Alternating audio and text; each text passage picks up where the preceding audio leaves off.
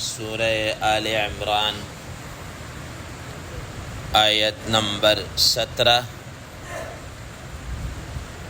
آپ حضرات کے پاس پیج نمبر ہے 21۔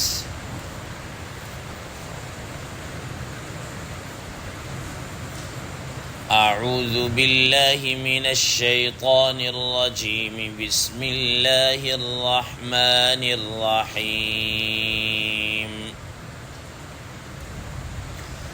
الصابرین والصادقین والقانتین والمنفقین والمستغفرین بالاسحار،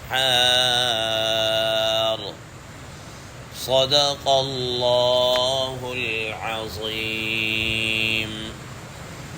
اللہم صل علی محمد النبی الأمی وعلى آلہ وسلم تسلیما کثیرا کثیرا۔ محترم سامعین کرام، اس آیت مبارکہ کا ترجمہ اللہ تبارک و تعالی ارشاد فرماتے ہیں، الصابرین والصادقین، اور یہ وہ لوگ ہیں جو صبر کرنے والے ہیں اور راست باز ہیں، سچ بولنے والے ہیں، سچائی اختیار کرنے والے ہیں، والقانتین، اور عاجزی کرنے والے ہیں، والمنفقین، اور خرچ کرنے والے ہیں، والمستغفرین بالاسحار، اور سحری کے وقت مغفرت طلب کرنے والے ہیں۔ محترم سامعین کرام، ما قبل کی آیت مبارکہ میں اللہ تبارک و تعالی نے متقین لوگوں کو ملنے والے انعامات جو اللہ تبارک و تعالی کے حضور ان کو ملیں گے ان کے متعلق گفتگو کی، اور اللہ تبارک و تعالی نے ان کی ایک نشانی یہ بیان فرمائی کہ وہ لوگ وہ ہیں جو کہتے ہیں اننا آمنا فاغفر لنا ذنوبنا وقنا عذاب النار، جو کہتے ہیں ہم ایمان لائے، اے اللہ ہم ایمان لے کر آ گئے، اب آپ ہماری مغفرت کر دیجیے اور ہمیں جہنم کے عذاب سے بچا لیں۔ محترم سامعین کرام، آج کی اس زیر درس آیت مبارکہ میں اللہ تبارک و تعالی مزید ان کی صفات کو، ان کی خوبیوں کو بیان کر رہے ہیں کہ وہ کس قسم کے افراد ہیں، کس قسم کے لوگ ہیں، ان کے اندر کون سی صفات یا کون سی خوبیاں پائی جاتی ہیں۔ فرمایا کہ من جملہ ان خوبیوں میں سے یہ ان کے اندر یہ بھی خوبی ہے، الصابرین، وہ صبر کرنے والے ہیں، وہ صبر کرنے والے ہیں۔ محترم سامعین کرام، آپ حضرات کے علم میں ہے کہ یہ صبر ملت اسلامیہ کا ایک انتہائی اہم اصول ہے۔ جیسا کہ باقی دیگر اصول ہیں، توحید پر کاربند رہنا، رسول اللہ صلی اللہ علیہ وسلم کی رسالت پر ایمان لانا، اسی طریقے سے صبر کرنا یہ بھی دین کا ایک اہم ترین اصول ہے۔ یہ صبر ہی ہے جس کی وجہ سے انسان مختلف قسم کی نیکیوں کو بجا لاتا ہے، یہ صبر ہی ہے جس کی وجہ سے انسان مختلف قسم کے گناہوں سے اپنے آپ کو بچا لیتا ہے۔ محترم سامعین کرام، حضرات مفسرین کرام رحم اللہ فرماتے ہیں کہ صبر صرف اس چیز کا نام نہیں ہے کہ انسان پر کوئی تکلیف آ جائے، کوئی صدمہ آ جائے، کوئی مصیبت یا پریشانی آ جائے اور وہ اس پر صبر کرے، روئے نہیں، پیٹے نہیں، جزا فضا نہ کرے، یہی صرف یہ صبر نہیں ہے، بلکہ صبر یہ بھی ہے کہ انسان اپنے آپ کو نیکیوں کے اوپر جمع کر رکھے، یہ بھی صبر ہی ہے۔ دیکھیں محترم سامعین کرام، اب موسم ٹھنڈا ہو رہا ہے، جوں جوں دن بڑھتے چلے جائیں گے سردی بڑھتی چلی جائے گی۔ اب اس سردی کے موسم میں صبح کے لیے اٹھنا، نماز کے ٹائم اٹھنا اور اس ٹھنڈے پانی کے ساتھ وضو کرنا، یہ کیا ہے؟ یہ صبر ہی ہے۔ یہ انسان صبر کے بل بوتے پر ہی یہ ساری مشقت ٹھنڈ وغیرہ کو برداشت کر رہا ہے، ٹھیک ہے نا۔ یہ اپنے آپ کو اب اس نیکی کے اوپر جمانا یہ صبر ہی کے ذریعے سے۔ اسی طریقے سے صبر کا یہ بھی ایک حصہ ہے کہ انسان کے دل کے اندر گناہوں کے تقاضے آ رہے ہوتے ہیں اور وہ ان گناہوں کے تقاضوں کو دبا کر رکھے، ٹھیک ہے نا، نہ اس پر عمل کرے، ان کو اگنور کرنا شروع کر دے، یہ بھی کیا ہے؟ صبر ہی ہے، یہ بھی صبر ہی ہے۔ تو فرمایا کہ الصابرین، یہ وہ ہیں جو صبر کرنے والے۔ اور پھر یہ صبر آپ کو ہر عبادت کے اندر نظر آئے گا۔ نماز کے اندر ہے، انسان جیسے ہی اللہ اکبر کہتا ہے اب صبر کرنا ہے کہ اپنے خیالات کو، اپنے آپ کو ہر طریقے سے اللہ کے حضور دل جمعی کے ساتھ پیش کرنا ہے، اپنے آپ کو حاضر کرنا ہے، اور یہ چیز صبر سے ہی آ جائے گی۔ اب نفس ہے، شیطان ہے، انسان کو بہکا رہا ہے کبھی ادھر کبھی ادھر، لیکن انسان پھر دوبارہ اپنے عبادت کی طرف آ رہا ہے۔ اسی طریقے سے آپ دیکھتے چلے جائیں، وضو ہے، نماز ہے، روزہ ہے، زکوٰۃ ہے، حج ہے، اور ان سب سے بڑھ کر کیا ہے؟ جہاد ہے۔ یہ ایک سے بڑھ کر ایک صبر کے انسان مظاہرے کر رہا ہوتا ہے، ٹھیک ہے نا۔ تو صبر یہ ساری چیزوں کے اندر قرآن مجید میں اللہ تبارک و تعالیٰ نے اسی وجہ سے فرمایا انما یوفی الصابرون اجرهم بغیر حساب، ان صبر کرنے والوں کو اللہ تعالیٰ کی طرف سے بلا حساب، یعنی بہت اجر ملے گا، کوئی اس کا حساب و کتاب نہیں ہے، کوئی شمار نہیں ہے۔ اور اسی وجہ سے فرمایا قرآن مجید سلام علیکم بما صبرتم، صبر کرنے پر اللہ تبارک و تعالیٰ کی طرف سے سلامتی کے پیغامات آ رہے ہیں۔ تو فرمایا الصابرین، دوسرے نمبر پر فرمایا والصادقین، اور یہ وہ لوگ ہیں جو سچ بولنے والے، سچ اختیار کرنے والے، ان کے قول کے اندر بھی سچائی ہے، ان کے فعل کے اندر بھی سچائی ہے، ان کے کردار کے اندر بھی کیا ہے؟ سچائی ہے، ہر اعتبار سے وہ کیا ہے؟ سچے ہیں۔ محترم سامعین کرام، یہی وہی سچائی ہے کہ اللہ تبارک و تعالیٰ فرمایا کونوا مع الصادقین، یہ جو سچے ہیں نا ان کے ساتھ رہو۔ قرآن مجید میں اللہ تبارک و تعالیٰ ایک اور منگا لیسأل الصادقین عن صدقہم، ان کی سچائی کے متعلق پوچھا جائے گا۔ وَلَيَعْلَمَنَّ اللَّهُ الَّذِينَ صَدَقُوا وَلَيَعْلَمَنَّ الْكَاذِبِينَ، اللہ تعالیٰ جان لے کون سچا ہے کون جھوٹا ہے، ٹھیک ہے۔ محترم سامعین، یہ سچائی اللہ تبارک و تعالیٰ کو انتہائی پسند ہے۔ حدیث مبارکہ میں آتا ہے رسول اللہ صلی اللہ تعالیٰ علیہ وسلم نے فرمایا کہ سچائی ایک نیکی ہے، اور یہ نیکی انسان کو جنت کی طرف لے جانے والی، اور جھوٹ ایک گناہ ہے، اور گناہ انسان کو جہنم کی طرف لے جانے والا ہے۔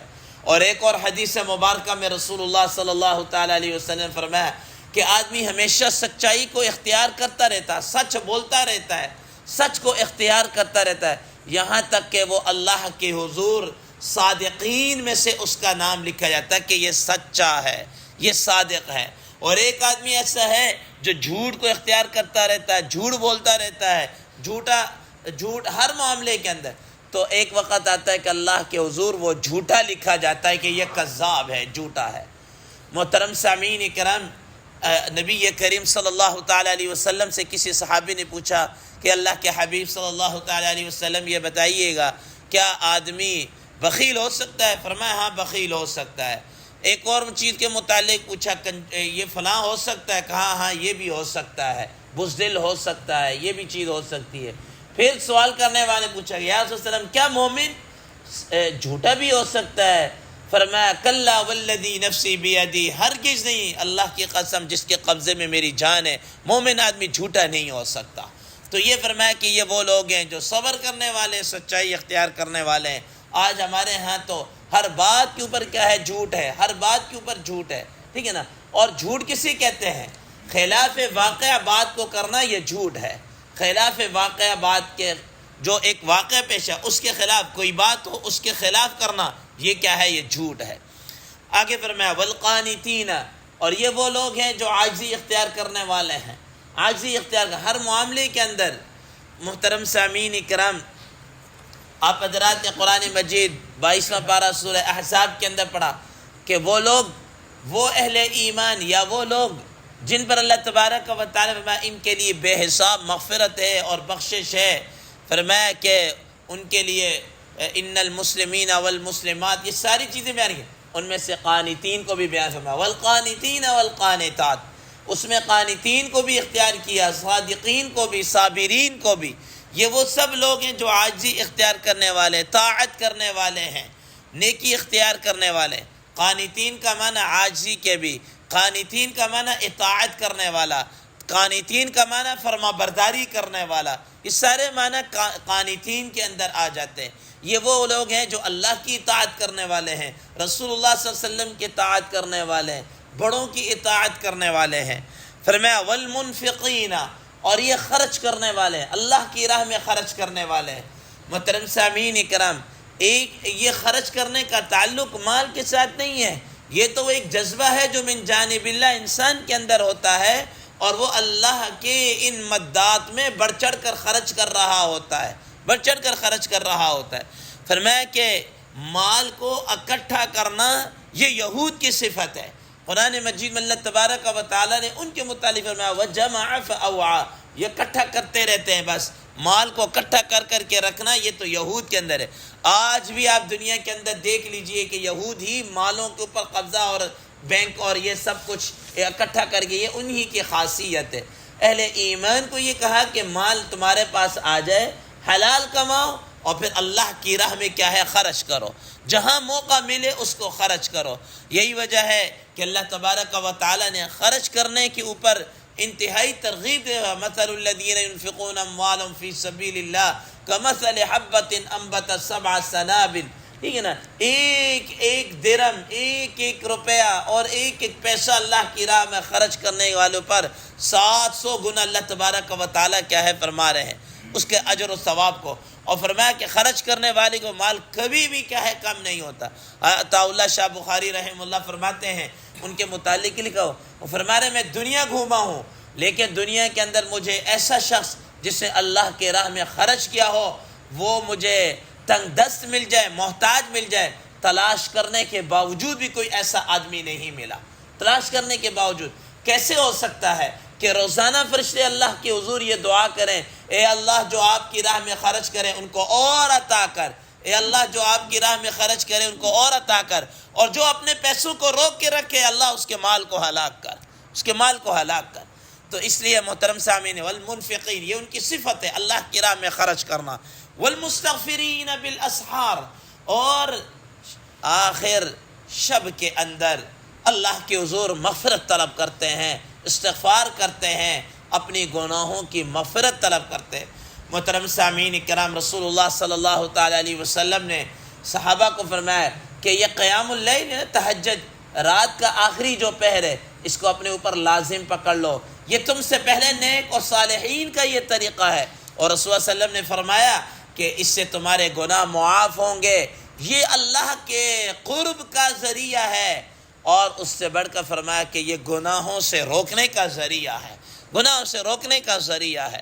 اور فرمایا رسول اللہ صلی اللہ علیہ وسلم نے فرمایا کہ جو آخری وقت ہے نا، رات کا آخری، جب 3 حصے رات کے گزر جاتے ہیں، آخری تہائی حصہ جب رہ جاتا ہے، تو فرمایا کہ اس وقت اللہ تبارک و تعالیٰ کے حضور کیا ہے فرشتے اعلان کر لیتے ہوتے ہیں کہ کوئی ہے مجھ سے مانگنے والا، اللہ کی رحمت پکار رہی ہوتی ہے، کوئی ہے مجھ سے مانگنے والا میں اس کو عطا کروں، کوئی ہے مجھ سے مغفرت طلب کرنے والا میں اس کی مغفرت کر دوں، کوئی ہے مجھ سے اپنے رزق کے متعلق سوال کرنے والا میں اس کے رزق الا وقدا ادا، اس طرح سوالات ہوتے رہتے ہیں۔ تو فرمایا کہ تہجد کے ٹائم کو تم اس وقت اٹھا کرو اور اللہ کے حضور کیا ہے مانگا کرو، یہ انتہائی قبولیت کا کیا ہے وقت ہے۔ ویسے تو اللہ تبارک و تعالی ہر وقت سنتے ہیں، ہر وقت سنتے ہیں، ایسا نہیں ہے کہ فلاں ٹائم سنتے ہیں فلاں ٹائم نہیں سنتے، لیکن کچھ قبولیت کے کچھ ایسے لمحات ہوتے ہیں جن کو من جانب اللہ قبولیت ہوتی ہے۔ اب جیسے مثال کے طور پر اگر یہ اللہ کا گھر ہے، یہاں پر اللہ تعالیٰ سے مانگے، اللہ تعالیٰ بھی یہاں پر بھی قبول کرنے والے ہیں، سننے والے ہیں، لیکن اسی کے مقابلے میں اگر آپ حرم کے اندر چلے جائیں، بیت اللہ شریف کے اندر چلے جائیں، تو وہاں قبولیت کے اور آثار بڑھ جاتے ہیں، وہاں قبولیت کے چانسز اور بڑھ جاتے ہیں۔ اب یہاں پر ہم مانگ رہے ہیں، ہم تو اس جذبے سے مانگ رہے ہیں یا اللہ قبول فرما، لیکن پھر بھی قبول ہوئی یا نہیں یہ تو اللہ تعالیٰ کو پتہ ہے، لیکن وہاں پر انسان جب مانگتا ہے تو پتہ ہے کہ یہاں تو رد ہو ہی نہیں سکتا، ٹھیک ہے نا۔ اسی طریقے سے جب آخر پہر میں انسان مانگتا ہے تو پتہ چلتا ہے کہ یہاں پر کیا ہے رد ہونے کے امکانات نہیں ہیں، چانسز نہیں ہیں۔ اسی فرمایا والمستغفرین بالاسحار، جو آخر شب میں اٹھ کر کیا ہے مغفرت طلب کرنے والے ہیں، اللہ کے حضور گڑ گڑانے والے ہیں۔ محترم سامعین اکرام، اب جیسا کہ راتیں بڑے ہو رہی ہیں، راتیں آپ حضرات کے سامنے ہیں، کتنا وقت اب بڑھ چکا ہے، اب رات کو اٹھ کر آخری پہر میں اٹھ کر انسان کوشش کر لے تو یہ نعمت اس کو حاصل ہو سکتی ہے۔ رات کو جلدی سو جائے، نماز اذان سے کوئی آدھا پونا گھنٹہ پہلے اٹھ جائے، ٹھیک ہے نا، 4 بجے اٹھ جائے، 4:45 اذان ہو رہی ہے، 4 بجے اٹھ جائے، اپنا وضو وغیرہ کر کے تو اللہ کے حضور جو اللہ تعالیٰ توفیق دے 2 رکعت نفل پڑھ کے تہجد کی نماز پڑھ لے، جو صورتیں یاد ہو، اور پھر اللہ کے حضور گڑ گڑا کر اپنی حاجات اس کے سامنے کیا ہے رکھے، انشاءاللہ عزیز ضرور اللہ تبارک و تعالیٰ ہماری حاجت روائی کریں گے۔ اللہ تبارک و تعالیٰ سے دعا ہے اللہ تبارک و تعالیٰ ہمیں بھی ان صفات کو اپنانے کی توفیق عطا فرمائے۔ وآخر دعوانا ان الحمد للہ رب العالمین۔